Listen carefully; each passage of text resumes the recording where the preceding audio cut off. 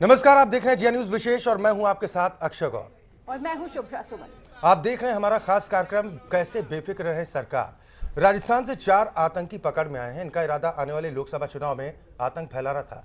कई बड़े नेता इनकी लिस्ट में थे। खासतौर पर नरेंद्र मोदी इन आतंकियों के निशाने पर थे। आतंकी तो पकड़े गए लेकिन छोड़ गए कई सवाल। इसी पर है हमारी खास पेशकश, लेकिन सबसे पहले एक नजर अब तक की सुर्खियों पर। हर हर मोदी के नारे पर मोदी ने की प्रतिक्रिया। ट्वीट कर समर्थकों से की अपील, ना करें नारे का इस्तेमाल। शंकराचार्य स्वरूपानंद ने आपत्ति जाहिर की थी। दिल्ली में रामदेव के मंच पर पहुंचे नरेंद्र मोदी। आजादी के शहीदों को दी श्रद्धांजलि। यूपीए सरकार पर उठाए सवाल। बीजेपी में मोथाली की सदस्यता पर पार्टी आलाकमान ने लगाई रोक। गोवा के मुख्यमंत्री पारीकर ने मोथाली की सदस्यता रद्द करने की मांग की थी। एनसीपी प्रमुख शरद पवार का विवादित बयान, कहा स्याही मिटाकर दोबारा डालें वोट।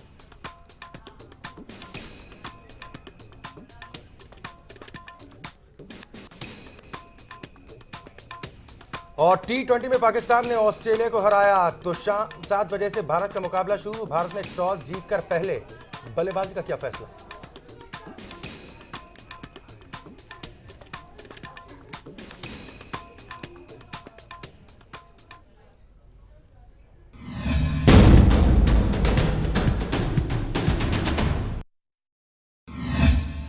आम चुनावों से ठीक पहले आतंकी साजिश का बड़ा खुलासा।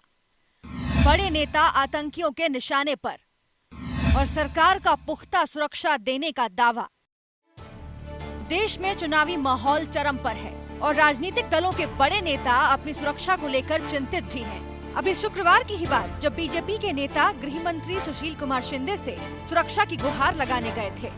खुफिया एजेंसियों की रिपोर्ट में खुलासा हुआ है कि कई बड़े नेता इस चुनाव में आतंकियों के निशाने पर हैं। बीजेपी के पीएम पद के उम्मीदवार नरेंद्र मोदी आतंकियों की हिट लिस्ट में हैं। इसी के कारण बीजेपी फिक्रमंद है और फिक्र जायज भी है। पटना में हुंकार रैली के दौरान सिलसिलेवार बम धमाकों ने चेतावनी दे दी थी कि मोदी पर कभी भी हमला हो सकता है। गांधी मैदान में रैली के बाद भी जिंदा बमों के मिलने का सिलसिला थमा नहीं था। सवाल भी उठे थे कि किसी भी रैली के पहले सुरक्षा के इंतजाम बेहतर किए जाते हैं। मैदान का बाकायदा जायजा लेने के बाद वहां रैली कराई जाती है, लेकिन धमाकों ने सुरक्षा व्यवस्था की पोल खोल दी।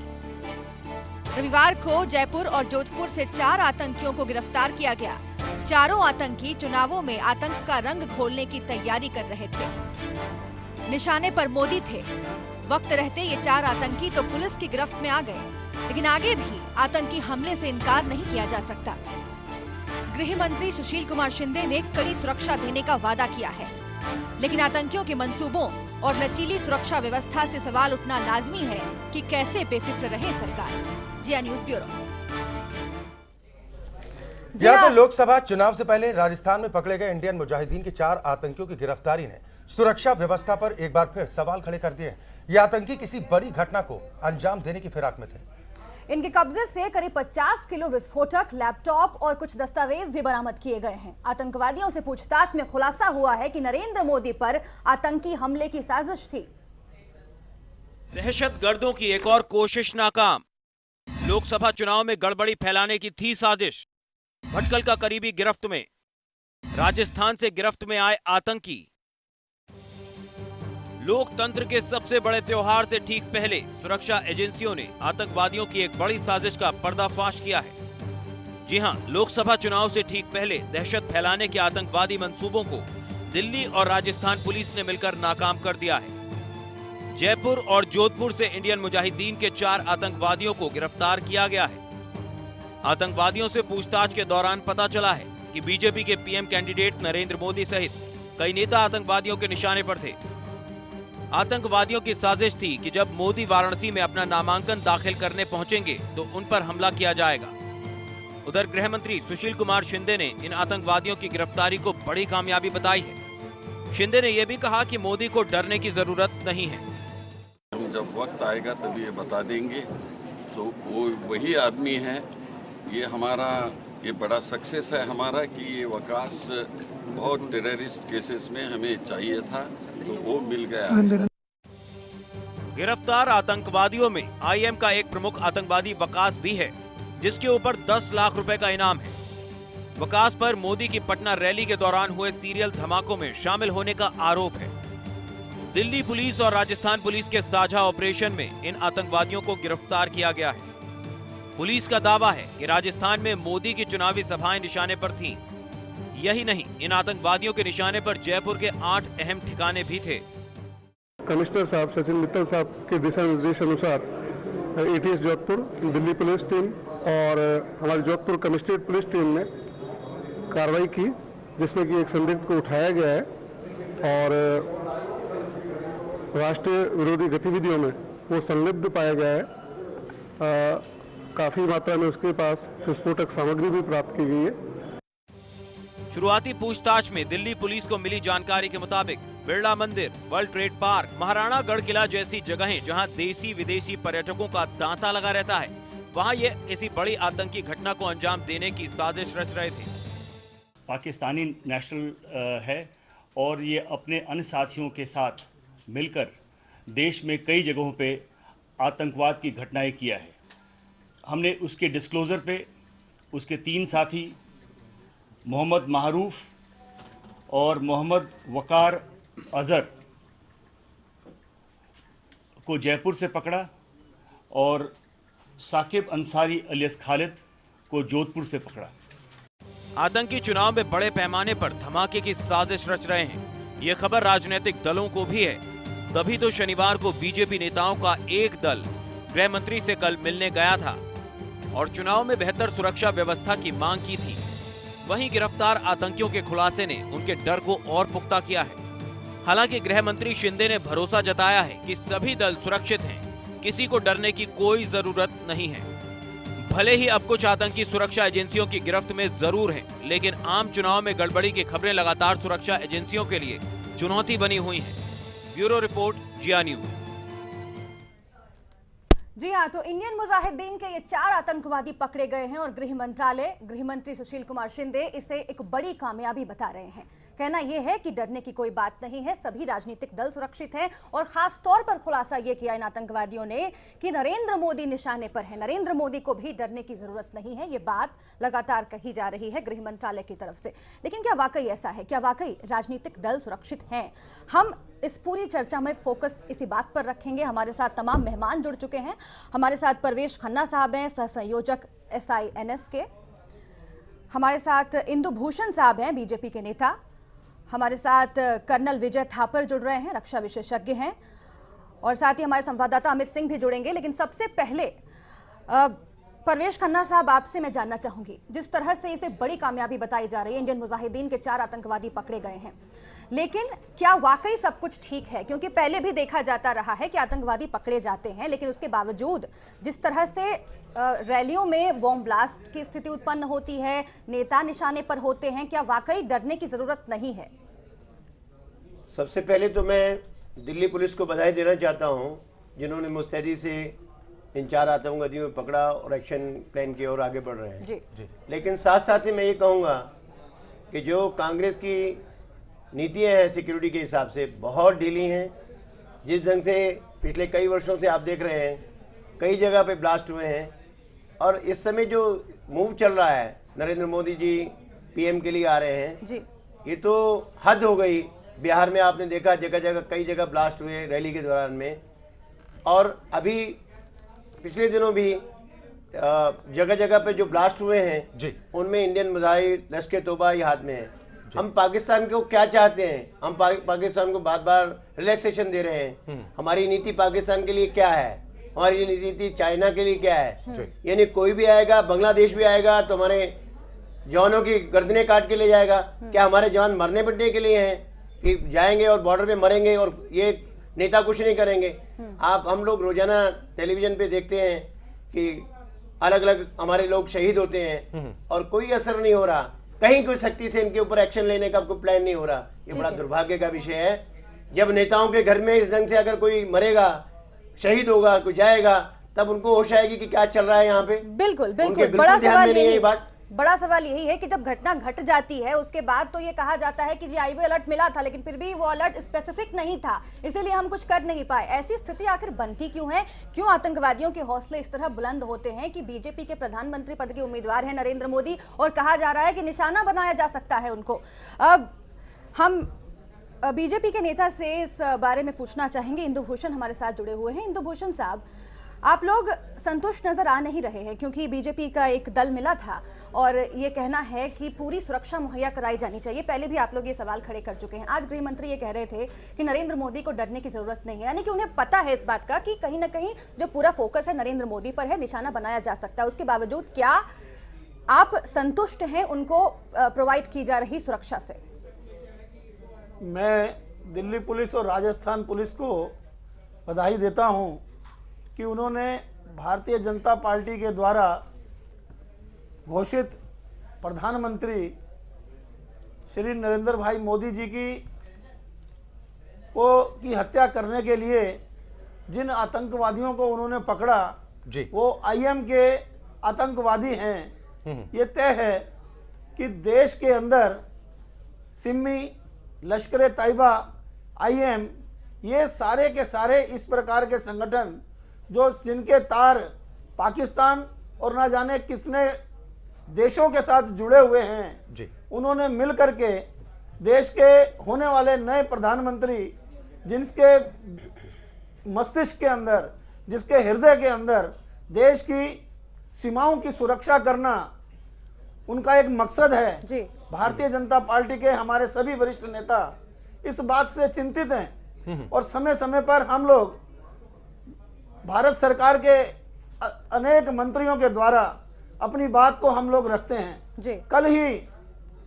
बीते कल के अंदर हमारे देश के सर्वश्रेष्ठ नेता जो भारतीय जनता पार्टी के हैं वो लोग गए थे सुशील कुमार शिंदे जी के पास जाकर के मिलने के लिए जी। और उन्होंने जाकर के मोदी जी की सुरक्षा के बारे के अंदर कहा था, परंतु सुशील कुमार शिंदे जी को जो सब चीज के ज्ञाता हैं, जिनको मालूम है और बार बार देश की जो सिक्योरिटीज हैं वो उनको बताती रही हैं कि यानी जो सुरक्षा अब तक मिल रही है उस सुरक्षा वो आपको कम क्या लगता है कि वो सुरक्षा बढ़नी चाहिए? आप ये बात कहना चाह रहे हैं। चलिए बिल्कुल आऊंगा आपके पास। कर्नल विजय थापर जी भी हमारे साथ लगातार जुड़े हुए हैं।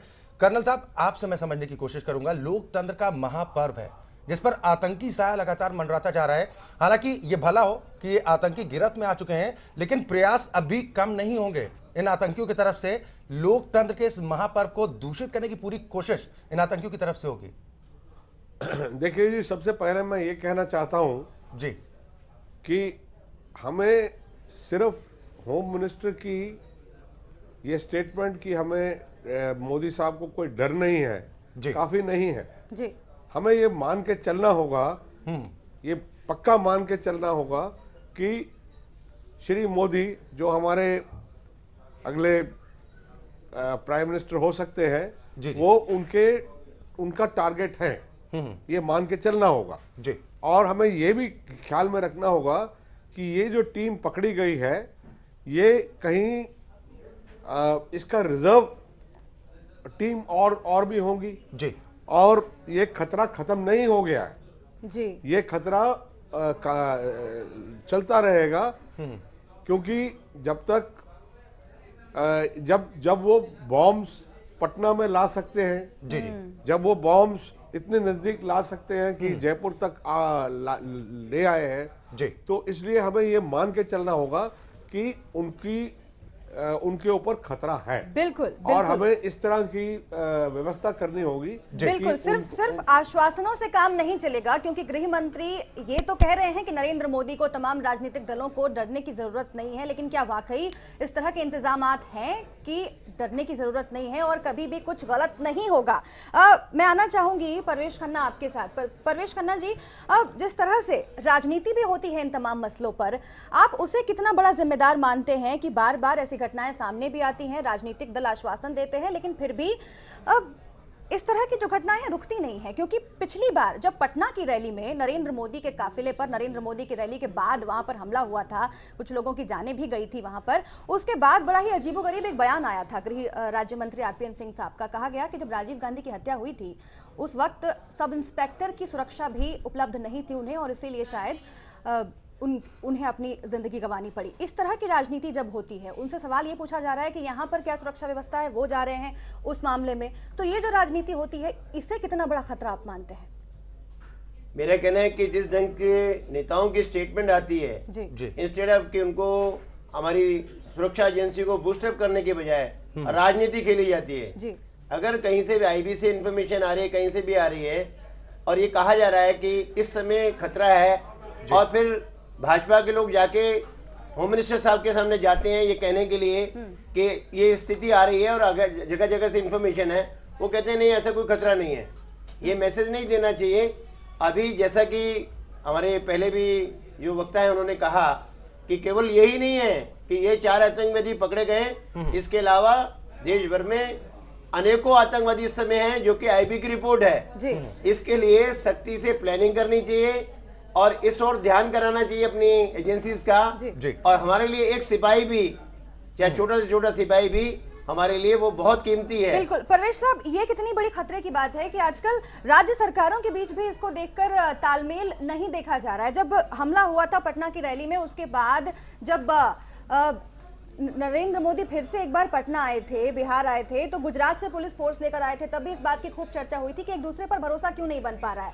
ये जो स्थिति बनती है, इसे कितना बड़ा खतरा मानते हैं आप लोकसभा चुनावों से पहले, क्योंकि अब रैलियां भी बहुत हो रही हैं और इस तरह की बैठकें भी बहुत हो रही है। आप देख रहे हैं कि स्थान स्थान पर जो स्थिति चल रही है, जैसे आपने पटना का ही नाम लिया कि वहां की सुरक्षा की क्या स्थिति थी, जो स्थान स्थान पर जाने पर ऐसा कैंडिडेट जो कि आने वाले समय में प्रधानमंत्री बनने वाला है, इंटरनेशनली ये सारा ध्यान में है, पूरे विश्व को ध्यान में है। और इस समय कई एजेंसीज लगी हुई हैं कि इस समय भाजपा को या अपने नरेंद्र मोदी जी को आगे ना आने दिया जाए, प्रधानमंत्री ना बनने दिया जाए।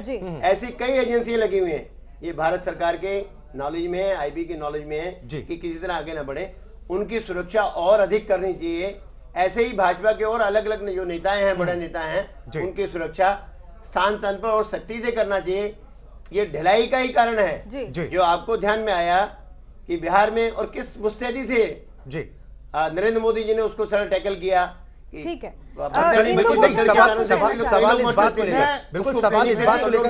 सवाल इस बात को लेकर उठ रहा है कि अकेले आऊंगा आपके पास, नरेंद्र मोदी की सुरक्षा को ही सिर्फ खतरा नहीं है, तमाम राजनीतिक दलों के दिग्गज नेता हैं जिनकी जान को भी खतरा है। हालांकि सबसे बड़ा खतरा मोदी को माना जरूर जा रहा है, लेकिन तमाम सियासी दलों के जो दिग्गज नेता हैं वो भी इस बात को लेकर अपनी चिंता जाहिर कर चुके हैं। कर्नल साहब, आपसे समझने की कोशिश करूंगा, राजनीतिक दलों के जो बड़े नेता हैं, मुलाकात का दौर भी होता है, हालांकि भारतीय जनता पार्टी के कुछ नेता मुलाकात करते हैं गृह मंत्री से, जिसके बाद एक बड़ी कामयाबी मिलती है, लेकिन खतरा तो वही है ना कि खतरा अभी टला नहीं है। गिरफ्तारी इन आतंकियों की जरूर हो गई, लेकिन इनके जो सहयोगी हैं वो अपनी तरफ से पूरी मुस्तैदी में जरूर होंगे। उनसे निपटना कितनी बड़ी जिम्मेदारी होगी हमारी खुफिया तंत्र के लिए, हमारे प्रशासन के लिए? देखिए, जो हम मैसेज देते हैं अगर हम अपने रवैया सॉफ्ट अपनाते हैं, जो अभी तक हम बड़ा सॉफ्ट रवैया अपनाया है, उससे इनको एनकरेजमेंट मिलती है और उनको कहीं ना कहीं पे एक तरह से इस कार्रवाई को कंटिन्यू करने का एनकरेजमेंट मिलती है। तो सख्त रवैया लेना चाहिए और ये मान के चलना चाहिए कि अगले किसी भी टाइम पर इस तरह की कार्रवाई हो सकती है। बिल्कुल बिल्कुल। जो बात आप कह रहे हैं कर्नल विजय थापर साहब, मैं उसमें एक चीज जोड़ना चाहूंगी।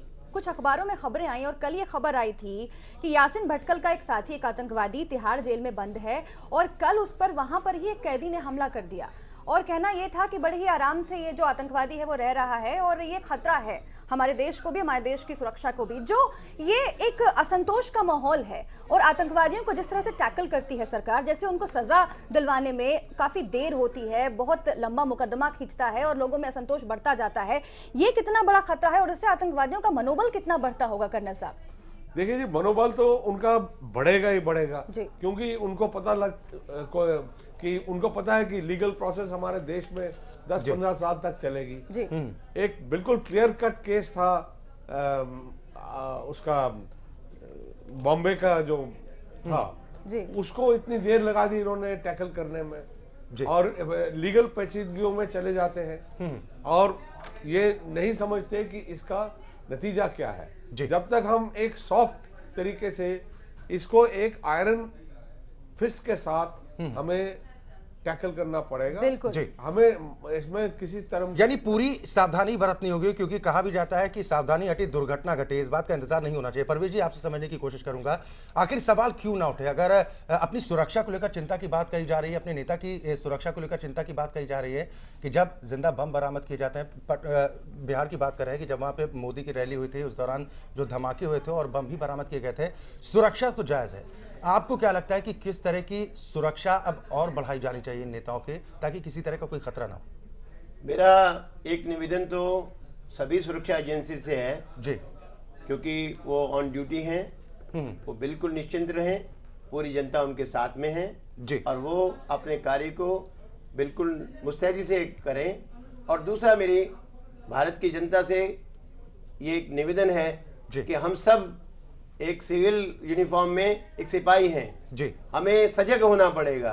बिल्कुल। क्योंकि हम केवल सरकार के यानी भरोसे में सजगता बरतनी बेहद जरूरी है। इंदु भूषण जी के पास जाना चाहूंगा, भारतीय जनता पार्टी को रिप्रेजेंट कर रहे हैं। इंदु भूषण जी, एक सवाल यहां पर यह भी उठता है कि कल मुलाकात होती है और उसके बाद 4 आतंकी धर दबोचे जाते हैं। क्या आपको लग रहा है कि खुफिया तंत्र भी कहीं ना कहीं कमजोर है? अगर पहले मुस्तैदी दिखाई जाती तो शायद इन आतंकियों को पहले गिरफ्तार किया जा सकता था, या इनकी क्या कुछ गतिविधियां चल रही हैं उस पर काबू पाया जा सकता मैं है? यहाँ 2 बातें इंगित करना चाहता हूँ। जी, पहली बात तो ये कि जब भारतीय जनता पार्टी ने देश भर के अंदर देश के होने वाले प्रधानमंत्री नरेंद्र मोदी जी की रैलियों की खबर भारत सरकार के पास, भारत सरकार से जुड़े हुए प्रत्येक मंत्रालय के अंदर दे दी गई थी, तो वहां इस प्रकार की व्यवस्थाएं क्यों नहीं की गई? जी, पहला प्रश्न ये है। दूसरा प्रश्न गृह मंत्रालय से है कि जिस समय बिहार के पटना के अंदर मोदी जी की रैली से ठीक पहले बम फूटता है, आप ये देखिए कि देश के अंदर किस प्रकार का माहौल है। देश का प्रत्येक व्यक्ति, देश का प्रत्येक नागरिक ये चाहता है कि देश का अगला प्रधानमंत्री नरेंद्र भाई मोदी होने चाहिए। नहीं, प्रधानमंत्री तो कोई भी बने, लेकिन सुरक्षा सबसे है। मैं उसी बात पर आ रहा हूँ जी। मैं बम फटने के बाद भी उस रैली के अंदर हजारों लाखों की संख्या के अंदर बिहार के नौजवान साथी वहां पर रहते हैं जी। इंदु भूषण साहब, जब पिछली बार पटना की रैली में धमाका हुआ था, उसके बाद भी बीजेपी ने एसपीजी सुरक्षा की मांग की थी नरेंद्र मोदी के लिए। तब सरकार की तरफ से यह कहा गया कि कौन प्राइम मिनिस्टेरियल कैंडिडेट है, कौन प्रधानमंत्री पद का उम्मीदवार है, ये मायने नहीं रखता। अब हम इस हिसाब से सुरक्षा मुहैया नहीं कराएंगे, हम सुरक्षा मुहैया कराएंगे इस हिसाब से कि किसको कितना खतरा है। तो अब ये जो तर्क दिया जा रहा है बार बार, क्या आपको लगता है कि सही तर्क है? ये सरकार का ये तर्क बिल्कुल निराधार है, गलत है, हम इसकी निंदा करते हैं। जिस समय ये देखा गया, ये सोचा गया, समझा गया कि देश के अंदर ऐसे कौन कौन लोग हैं आतंकियों के निशाने के ऊपर, देश के सभी राजनीतिक पार्टियों के दल के दिग्गज नेता यदि वो उनके निशाने के ऊपर हैं, और जिसके अंदर भारतीय जनता पार्टी के दिग्गज नेता जो आखिरकार देश को अगले आने वाले समय के अंदर रिप्रेजेंट करने वाले हैं। जी। अरे सर, आप तो नहीं अपनी पब्लिसिटी में लग जाते हैं। कर्नल थापर साहब कुछ करना चाह रहे हैं। कर्नल थापर साहब, मैं आपसे ये जानना चाह रही हूँ कि जिस तरह से एसपीजी सुरक्षा कुछ ही चंद लोगों को हमारे देश में मुहैया कराई जाती है, सोनिया गांधी को मुहैया कराई जाती है, मनमोहन सिंह को और सोनिया गांधी के परिवार को, अब क्या वक्त आ गया है सर? एसपीजी का जितना दुरुपयोग हो रहा है जी हमारे देश में, और मेरे ख्याल से उतना संभव नहीं है कहीं और। जी,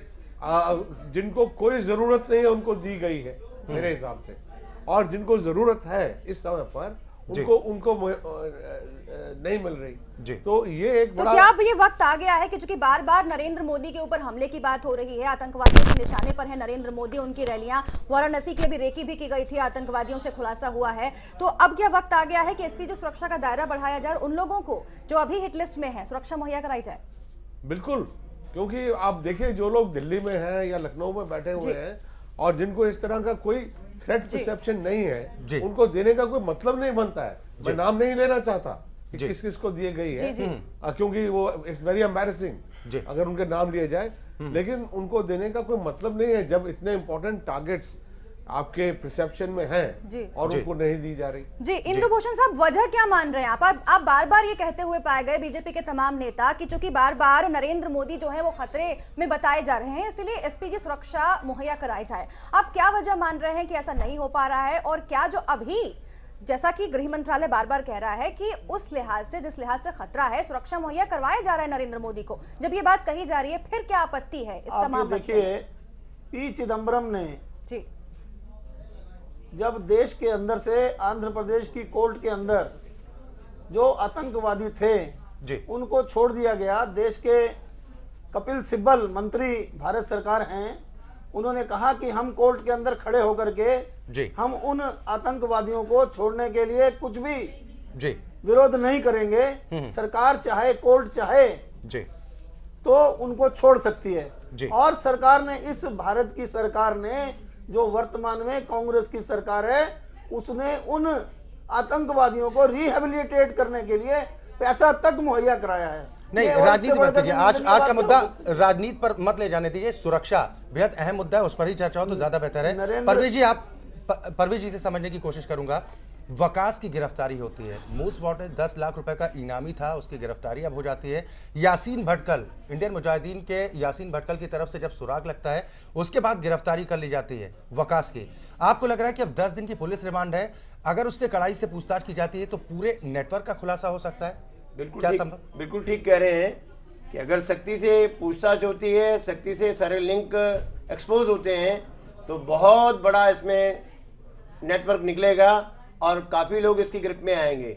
इसके लिए विल पावर बड़ी स्ट्रांग चाहिए, जैसा कि नहीं तो क्या लगता है कि विल पावर नहीं है? विल पावर नहीं है, जैसा कि अभी इंदुभूषण जी ने अभी ध्यान कराया जी, जो आपको लगा कि पॉलिटिकल स्टेटमेंट है, मैं आपके ध्यान कराना चाहता हूं कि अगर पॉलिटिकल इंटरफेरेंस होगी, मालेगांव 2006 में आतंकवादी पकड़े गए जी, और चिदम्बरम साहब की स्टेटमेंट थी NIA should not oppose the bail, और उनकी सबकी बेल हो जाती है जी, और इनोसेंट लोग अंदर पड़े हुए हैं, और जो ऐसे लोग हैं उनको छोड़ दिया जाता है। अगर इस ढंग से चलेगा, पॉलिटिकल लोग ये करेंगे। एक बात तो मुझे ये कहनी है जी, दूसरी, कानून बहुत सख्त है, अच्छे कानून है, लेकिन उसको इम्प्लीमेंट करने के हिसाब से प्लानिंग में कमी है। बिल्कुल विल इस पावर समय की कमी है, ये बात आप कह रहे हाईकोर्ट के हैं जजेस परवेज खन्ना साहब। 308 जजेस की रिक्वायरमेंट इमीडिएटली है। दिल्ली पुलिस की स्पेशल सेल और राजस्थान पुलिस ने मिलकर आतंकी संगठन इंडियन मुजाहिदीन के उस स्लीपिंग सेल का खुलासा किया है जो जल्द ही किसी आतंकी वारदात को अंजाम देने की फिराक में था। पुलिस की संयुक्त कार्रवाई में 4 लोगों को गिरफ्तार किया गया है, जिसमें से एक है वकास, जो इंडियन मुजाहिदीन के सबसे खास आतंकियों में से एक है। देखिए रिपोर्ट।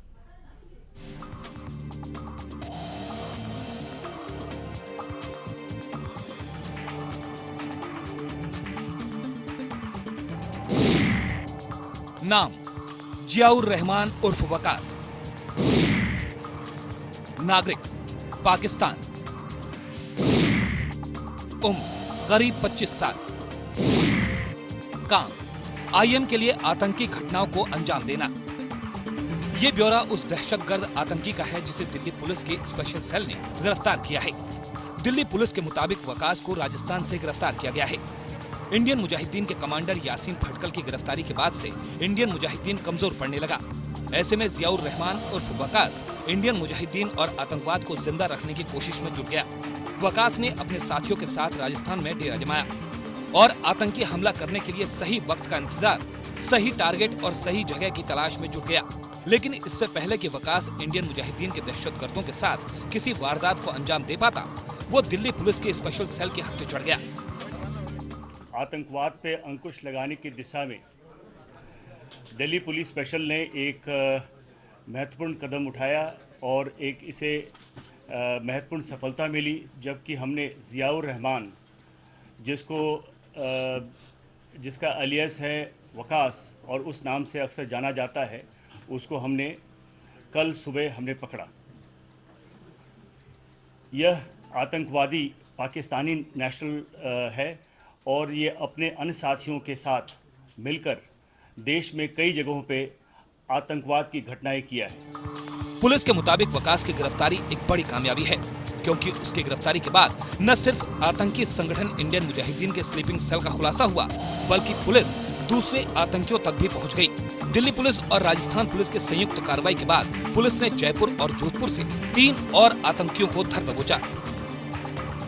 हमने उसके डिस्क्लोजर पे उसके 3 साथी मोहम्मद मारूफ और मोहम्मद वकार अजहर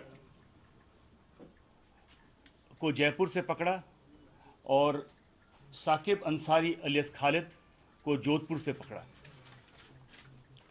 इनके पकड़े जाने पर इनकी घर की सर्च ली गई और उनके पास से भारी मात्रा में explosive material, detonator, electronic circuits, timer आदि मिले। चलिए अब आपको बताते हैं कि आखिर किस तरह से पुलिस ने आतंकी संगठन इंडियन मुजाहिदीन के स्लीपिंग सेल का खुलासा किया।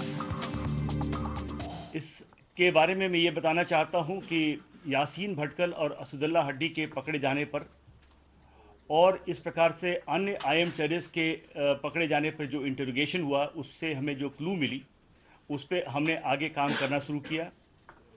इसमें हमें सिस्टर एजेंसीज़ का भी काफ़ी मदद मिला और हमने देश के कई राज्यों में हमने काम किया। हमने अपने सोर्सेस डिप्लॉय किए। असल में ये सब कुछ कुख्यात आतंकी यासीन भटकल की गिरफ्तारी के बाद सामने आया। उसी ने पुलिस को वकास के हाइड आउट के बारे में बताया था, जिसके बाद पुलिस कड़ी दर कड़ी जोड़ते हुए दूसरे आतंकियों के ठिकाने तक पहुंचने में कामयाब हुई। ब्यूरो रिपोर्ट, जिया न्यूज।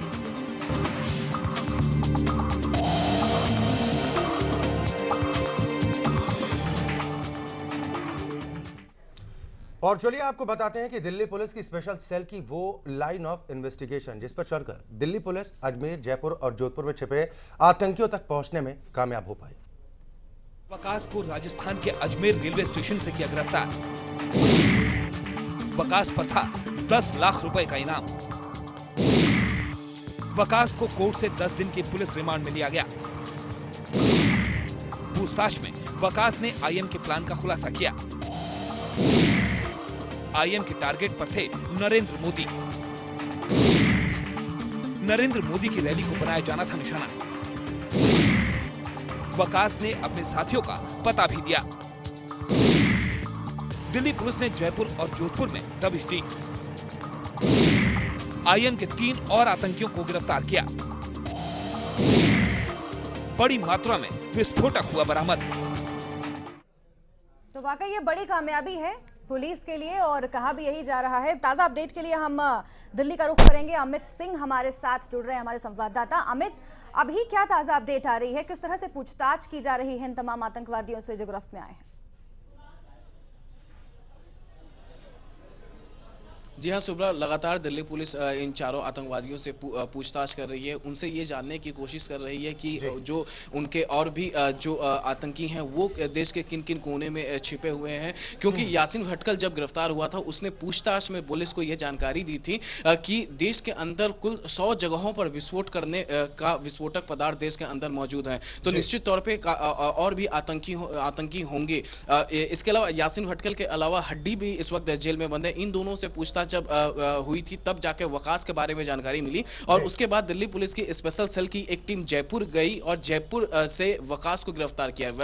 वकास के निशानदाही पर बाकी 3 आतंकियों को पकड़ा गया और फिर जो विस्फोटक पदार्थ वहां से बरामद हुए हैं, लैपटॉप बरामद हुए हैं, जो डॉक्यूमेंट्स बरामद हुए वो हैरान परेशान कर देने वाले थे पुलिस के लिए, क्योंकि वो काफी ज्यादा मात्रा में है। तो फिलहाल जो पुलिस उसके हिसाब से छानबीन तो की जा रही है, इस बात को लेकर लगातार प्रयास भी किए जा रहे हैं, लेकिन अहम सवाल ये उठता है कि सरकारी नुमाइंदों से अगर आपने बातचीत करने की कोशिश की होगी, क्या उनके पास इस बात को लेकर कोई जवाब है कि क्या तैयारी है इस तरह के जो आतंकी मंसूबे हैं उनसे निपटने के लिए? क्या कोई स्ट्रेटेजी सरकार की तरफ से अब बनाई जा रही है, अब गंभीरता बरती जा रही है?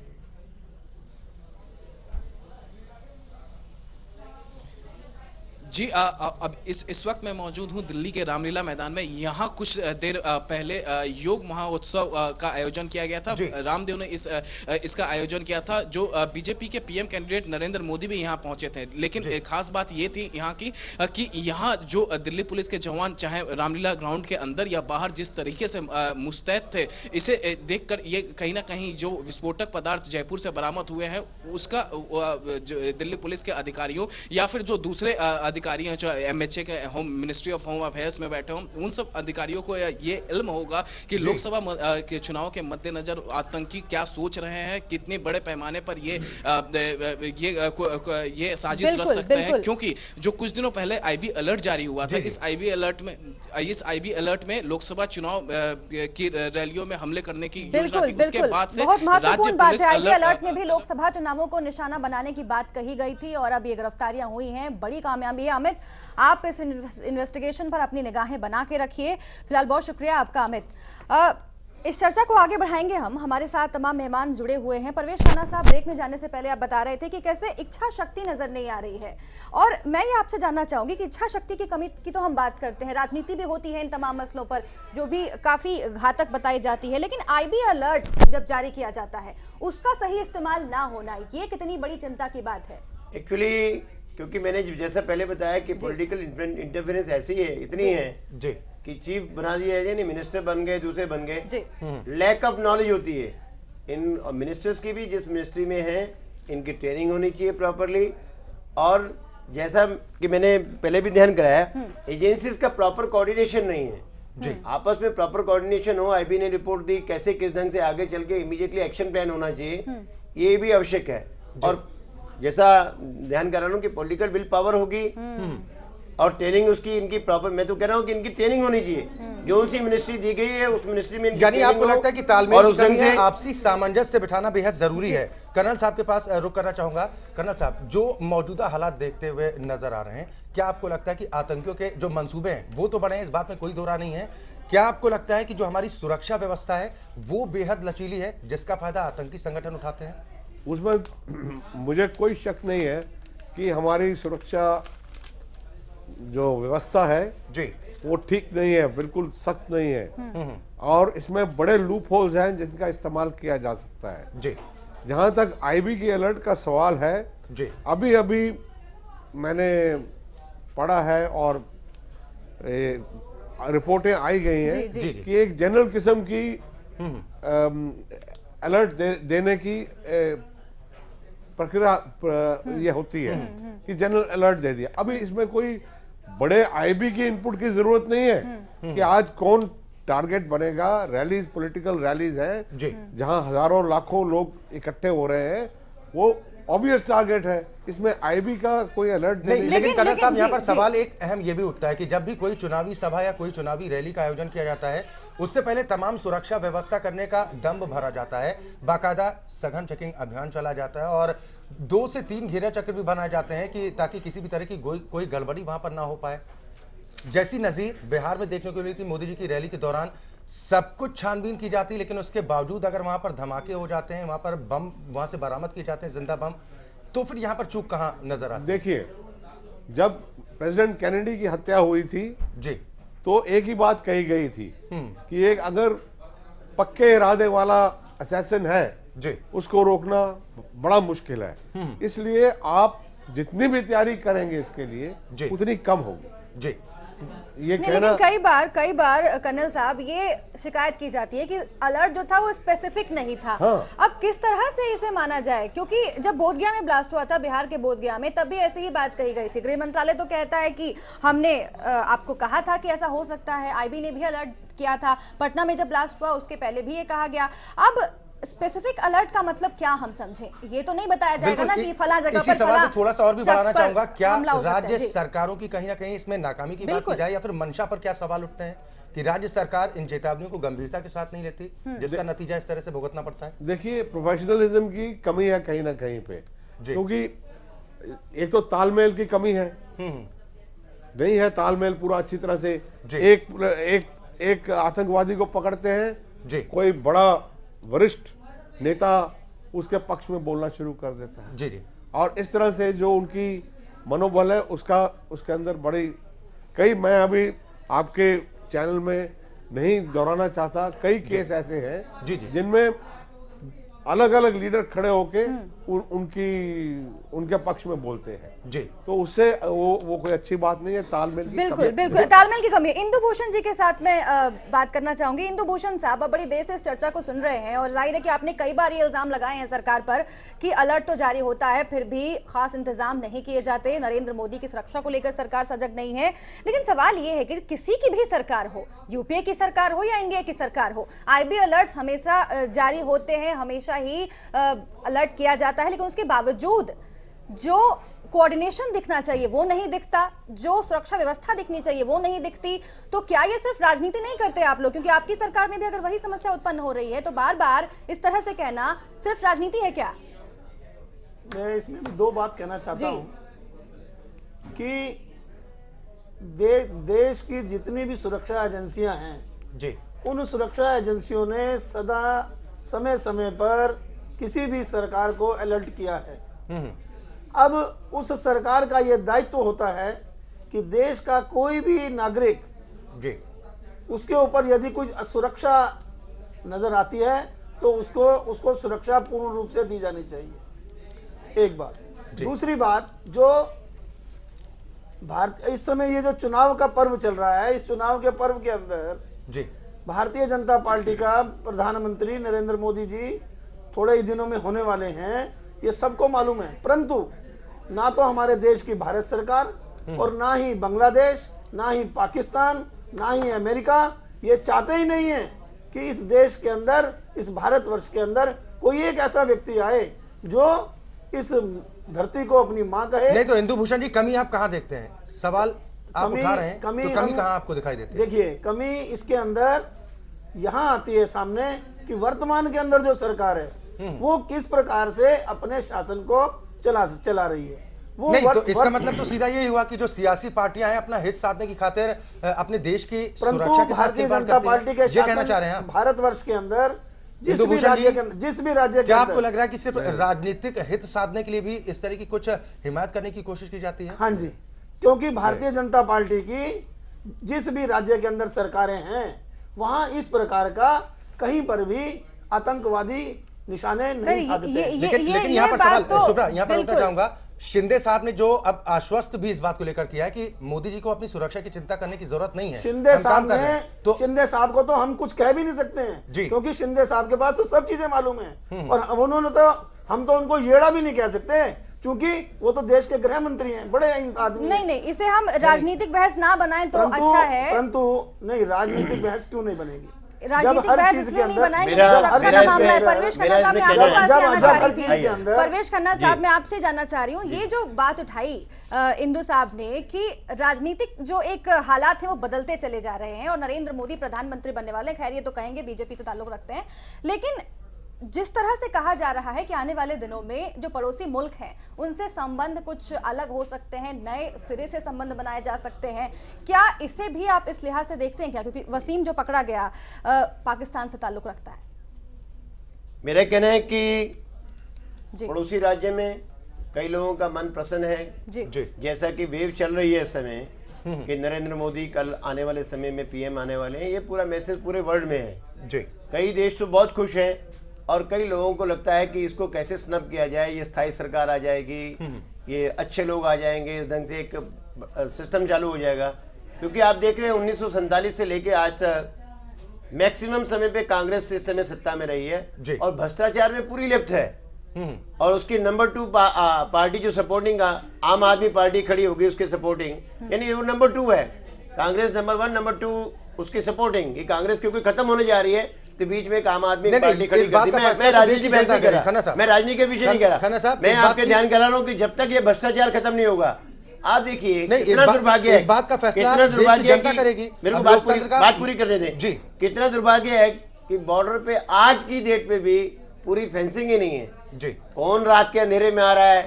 मुझे ध्यान में है कि जब राजीव गांधी प्रधानमंत्री थे आया कि रात के अंधेरे में 10,000 लोग बांग्लादेश से अंदर घुस आए। बड़ी हैरानगी हुई कि रात के अंधेरे में 10,000 लोग घुस आए और हमारे बॉर्डर पे लोग क्या कर रहे थे? नहीं तो फेल्योर किसका में भी ये स्थिति है। फेल्योर किसका मानते हैं इसके पीछे? राजनीतिक, मैं कह रहा हूँ ना, राजनीतिक जब सरकार तक की विल मानसिकता पावर का नहीं तो होगी, failure रहना चाहिए। मानसिकता ऐसी नहीं होगी। ठीक बात है। सरकारें बदल रही हैं, हर हिंदू चीज साहब, में हिंदू आप साहब, देखिए, सरकारें आप बदल रही देखिए, हैं। ठीक आप बात है, देखिए खन्ना जम्मू साहब। कश्मीर में, खन्ना साहब, आऊंगा आपके पास। सुनिए, जी। जम्मू कश्मीर में पीछे हमला हुआ, हमारे सिपाहियों के पास खाली डंडा था हाथ में, वो कहाँ ले रहे हैं, वो बम से, गोलियों से कर रहे हैं बौछार, यानी हम इसका डंडे से सारा कर रहे ठेका- हैं। इसका सारा नहीं, ठेका हमारी राजनीति व्यवस्था को देने की व्यवस्था कोशिश फेल कर हो गई रहे है। हैं। ठीक फेल बात है, अब- ठीक बात है। कर्नल साहब के पास आना चाहूंगा। कर्नल साहब, जो राजनीति की बात हो रही है कि देश की सुरक्षा के साथ शायद कुछ राजनीतिक दल हैं जो उससे खिलवाड़ करने की कोशिश करते हैं। समाजवादी पार्टी की भी अगर बात कर लेते हैं कि वहां पर इस बात को लेकर दुहाई दी जाती है कि निर्दोष लोगों को गिरफ्तार किया गया, उनको सलाखों से बाहर लाना चाहिए। क्या आपको लगता है कि किसी भी पार्टी को इस बात का अधिकार है कि वो अदालत का काम खुद करेगी? नहीं, देखिए जी, सबसे पहले तो मैं ये साफ कर दूं कि एलओसी पे कोई डंडे लेके नहीं घूमते जी। बाकायदा हथियार हैं, उतने आधुनिक हथियार नहीं है जितने होने चाहिए, और उसमें कोई दो राय नहीं है कि हमारे देश की सुरक्षा के साथ उतनी गौर नहीं है जितनी होनी चाहिए। इसका हमें कभी ना कभी भुगतान देना पड़ेगा जी। पहला पॉइंट तो ये है। जितना बजट में अलॉटमेंट होनी चाहिए वो नहीं हो रही है, खासकर सेना के लिए। जी। जहां तक इंटेलिजेंस एजेंसीज का सवाल है, कुछ तो इतनी ज्यादा प्रोफिलेट, इतनी ज्यादा बन गई हैं कि उनका नियंत्रण करना ही मुश्किल हो गया है।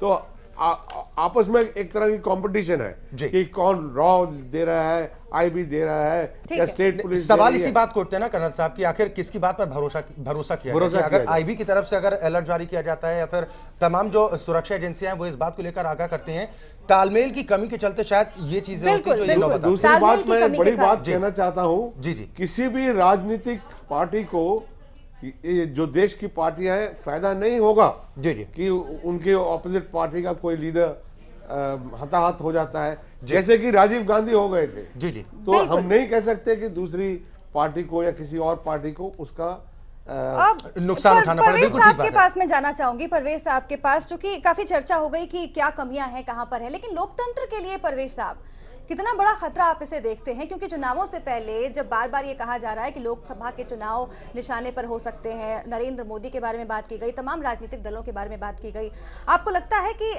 लोगों के मन में भी डर पैदा हो सकता है? रैलियों में जो लोग आते हैं उनकी संख्या में कमी हो सकती है। लोकतंत्र के लिए कितना बड़ा खतरा? आप बिल्कुल ठीक कह रहे हैं कि ऐसी स्थिति बनाकर जी, अगर कम वोटिंग होगी, लोग रैलियों में कम आएंगे, घर से बाहर कम निकलेंगे, टेरर आएगा, तो इसका इनडायरेक्टली किसको लाभ होने वाला आप अच्छी तरह जानते हैं कि आज कौन आने वाला है, कौन सत्ता में आने वाला है। ये पूरा क्लियर कट मैसेज है। चलिए, बिल्कुल जैसा कि ये स्थिति आपको नजर आ रही है, उस ढंग से क्लियर कट ये मैसेज है कि इस समय नरेंद्र मोदी आने वाले हैं। उस समय टेरर फैला दिया जाए और या कहीं आपस में फसाद कर दिया जाए, यानी कुल मिलाकर माहौल बिगाड़ने की कोशिश की जाती है। चलिए, अब चर्चा का वक्त भी धीरे धीरे पूरा हो रहा है। फाइनल कमेंट जरूर लेना चाहूंगा। इंदु भूषण जी, सबसे पहले आपके पास ही आ जाता हूं। 30 सेकंड का वक्त आपके पास है, संक्षेप में जवाब दीजिएगा। क्या आपको लग रहा है कि क्या व्यवस्था में परिवर्तन होना चाहिए? व्यवस्था के अंदर परिवर्तन, जो देश की सुरक्षा एजेंसियां हैं उनके ऊपर पूर्ण रूप से विश्वास करना चाहिए। उनके द्वारा दिए गए प्रत्येक इंफॉर्मेशन के ऊपर कड़ाई के साथ पालन करना चाहिए। चलो, बिल्कुल ठीक बात है। कर्नल विजय थापर साहब, आपसे समझने की कोशिश करूंगा, आपको क्या लग रहा है कि अब किस तरह की स्ट्रेटेजी होनी चाहिए ताकि इस तरह के जो आतंकी खतरा है उससे बचा जा सके? हालांकि एक बड़ी कामयाबी जरूर माना जा रहा है कि ये गिरफ्तारी जो हुई है इन इंडियन मुजाहिदीन के आतंकियों की, अब आगे किस तरह की रणनीति होनी चाहिए ताकि इस तरह की कोई दिक्कत परेशानी ना हो? हमें ये मान के चलना है जी कि खतरा टला नहीं है। जी जी, खतरा उसी तरह से बरकरार है और आगे जो सुरक्षा की व्यवस्था है उसमें बहुत मजबूती करने की जरूरत है। जी, ये समझ लेना कि हमने एक नूडल को पकड़ लिया जी जी तो खतरा खत्म हो गया, बिल्कुल ये खतरा भी टला नहीं, इस बात को ध्यान में रखना चाहिए। परवेश जी, बड़े संक्षेप में आपसे भी चाहूंगा, वक्त की बेहद कमी है। क्या आपको लग रहा है कि सुरक्षा एजेंसियां जिस तरीके से अपने काम को अंजाम दे रही हैं, क्या इनमें कुछ और मुस्तैदी की जरूरत है? जहां तक सुरक्षा एजेंसीज की बात है, मैं ये मानता हूं पूरे संसार में सबसे ज्यादा हमारे देश की सुरक्षा एजेंसीज, मिलिट्रीज में विल पावर, बड़ी स्ट्रांग विल पावर है। हर हालत में वो आगे बढ़ना चाहते हैं, चलना चाहते हैं, वो उनमें कहीं कमी नहीं है। लेकिन मैं बार बार यही कह रहा हूँ कि जो पॉलिटिकल विल पावर नहीं है, पॉलिटिकल इंटरफेरेंस है, और बिल्कुल बिल्कुल, ये तमाम पॉलिटिकल बातें कारणों हैं के जिनका कारण से ध्यान रखने की जरूरत पॉलिटिकल है। कारणों के कारण से Political will power नहीं है, ये आप राष्ट्रभक्तों के कह रहे अगेंस्ट हैं, में एक्शन बिल्कुल। लिया जाता है, बिल्कुल बिल्कुल आतंकवादियों ठीक के है, साथ खाना साहब, वक्त खाना साहब। हमारे मामला पास आता इतना ही है, है, ये नहीं वक्त होना हमारे चाहिए। पास इतना चलो ही ठीक है, बात। पॉलिटिकल विल पावर की कमी है, राजनीति भी होती है जिसकी वजह से तमाम बार परेशानियां खड़ी होती हैं। और सिर्फ ये कह देना कि चिंता की बात नहीं है काफी नहीं है, ठोस इंतजाम भी करने होंगे। बहुत शुक्रिया आप सभी का। परवेज जी आपका शुक्रिया, इंदु भूषण साहब आपका शुक्रिया, कर्नल साहब आपका भी शुक्रिया। और बिल्कुल अहम सवाल इस बात को लेकर भी उठ रहा है कि लोकतंत्र का महापर्व धीरे धीरे नजदीक आता जा रहा है और जिस तरीके से आतंकी साजिश का खुलासा हुआ है, ये समझने की बेहद जरूरत है कि खतरा अभी टला नहीं है, संजीदगी से विचार होना चाहिए। बहुत बहुत शुक्रिया आप सभी मेहमानों का। हमारी इस खास पेशकश में फिलहाल के लिए इतना ही। वक्त एक ब्रेक का।